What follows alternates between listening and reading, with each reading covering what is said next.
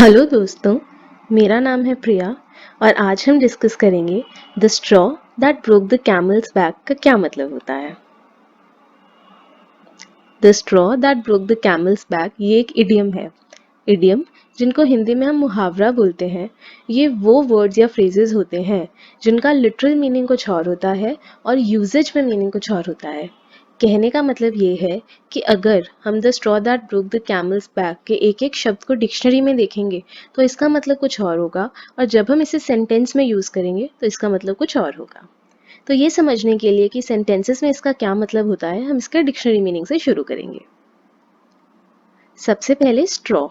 Straw इसको हम हिंदी में भूसा बोलते हैं।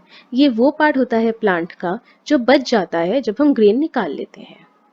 ब्रोक तोड़ने को बोलते हैं, ये ब्रेक का पास्ट टेंस है। कैमल हम ऊंट को बोलते हैं और बैक का मतलब होता है पीठ या कमर। अब आपने भूसा देखा होगा तो आप सोच रहे होंगे वो तो बहुत हल्का होता है, क्या इससे सही में एक ऊंट की कमर टूट सकती है? और ऊंट वो जानवर है जो रेगिस्तान की कंडीशन में भी इंसान को लंबे डिस्टेंसेस तक कैरी कर सकता है। बहुत ज़्यादा धूप में, कम पानी में भी वो इंसान का साथ देता है। तो आइए इसको हम समझते हैं कि कैसे हो सकता है। इसमें हमने एग्जाम्पल लिया है जिसमें टेबल कैमल की बैक को दर्शाता है। तो इस पे हम धीरे धीरे सामान रखेंगे और देखेंगे कि क्या होता है। सबसे पहले टेबल पे हमने थोड़ी सी किताबें रखी, टेबल को कुछ नहीं हुआ। फिर हम कुछ ने थोड़ी और किताबें रखी और खुद भी बैठ गए। साथ में हमने उस पर रख दिया पेंसिल स्टैंड, तो भी कुछ नहीं हुआ। फिर उसके बाद हमने एक हल्की सी पेंसिल को रखा टेबल पे और टेबल टूट गया। अब पेंसिल तो बहुत हल्की होती है टेबल के मुकाबले, क्या एक हल्की सी पेंसिल से टेबल टूट सकता है? नहीं। लेकिन हुआ क्या, टेबल में ऑलरेडी बहुत सारा सामान पड़ा था। तो पेंसिल क्या बन गई, वो कैटलिस्ट बन गई, वो चीज बन गई, वो कारण बन गई जिसकी वजह से टेबल टूट गया। तो यही मतलब होता है the straw that broke the camel's back का। एक छोटा सा चेंज जो कि कैटलिस्ट बन जाता है बड़े कोलैप्स का। An insignificant change that becomes the catalyst for a large collapse. आइए इसको हम कुछ एग्जाम्पल्स में यूज करके देखते हैं। आज के जो एग्जाम्पल्स हैं वो मैंने अखबारों में से लिए हैं और उन एग्जाम्पल्स के जो आर्टिकल्स हैं उसका लिंक आप डिस्क्रिप्शन बॉक्स में से देख सकते हैं। पहला, mental health problems were already a major contributor to the burden of illness in India but went unnoticed.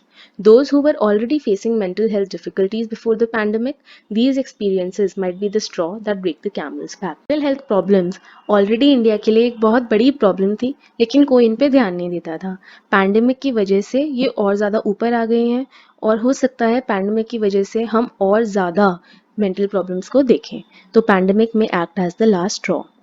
The straw that broke the camel's back की जगह हम दो इडियम्स और यूज कर सकते हैं जिनका बिल्कुल सेम मतलब होता है। ये हैं the last straw and the final straw.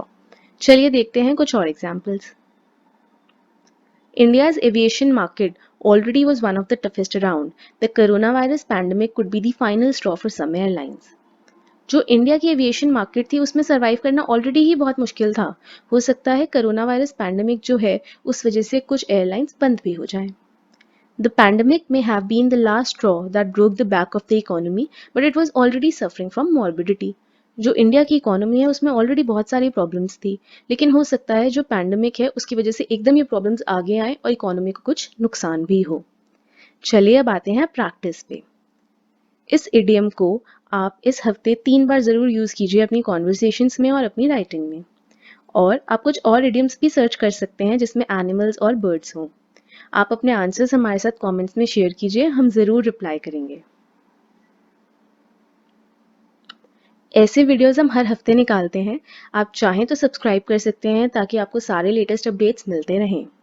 और हमने अभी अभी एक नया इंस्टाग्राम चैनल भी स्टार्ट किया है, आप हमें फॉलो कीजिए ताकि आपको सारे अपडेट्स मिलते रहें। Thank you.